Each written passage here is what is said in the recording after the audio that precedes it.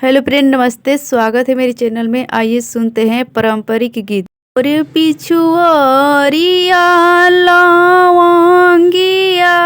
की गाछ जिया रे लवंग चुवेला सारी रात ललन जी यारे लवंग चुवेला सारी रात ललन जी मोर पिछुआरिया लवंगिया की गाछ जिया रे लवंग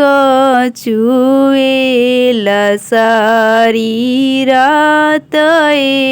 ललन जी यारे लवंग चुवेला सारी रात ललन जी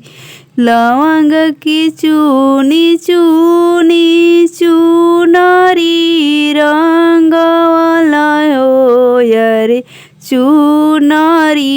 भइल चटकार ललन जी यारे चुनरी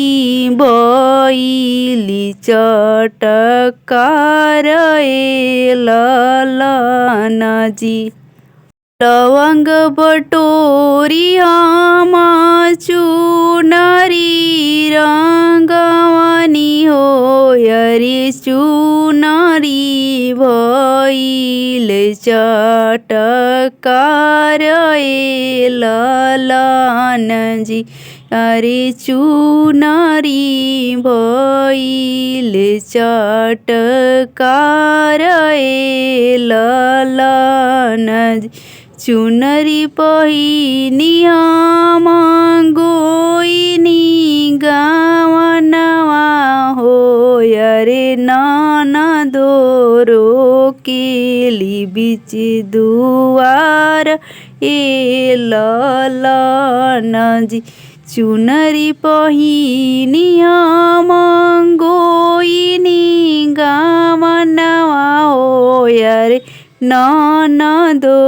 रोकेली बीच दुआर ललन जी ले हो ननदो गलवा की हारवा यारे छोड़ी दे हूँ बीच दवार ललन जी लिहु ननदो गलवा की हार जिया रे छोड़ी दे हूँ बीच दुआर ललन जी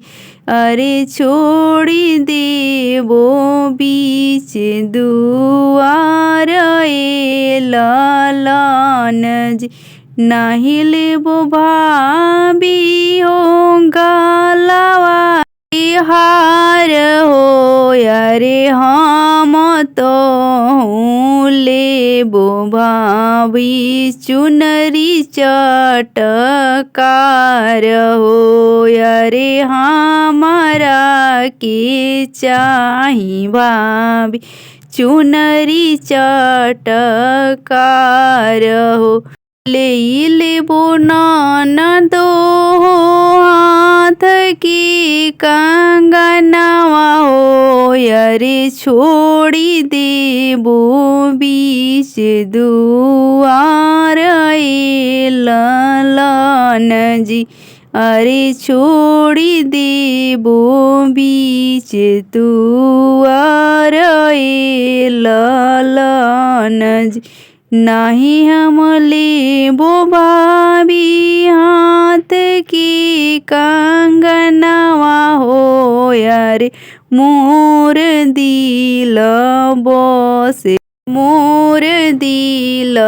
बसे चुनरी चटकार ललन जी ले लेबो ननदो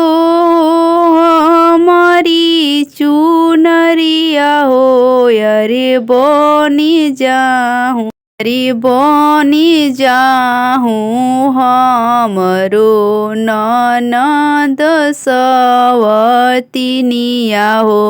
अरे बनी जाहूँ हमरो ननद सवतिनिया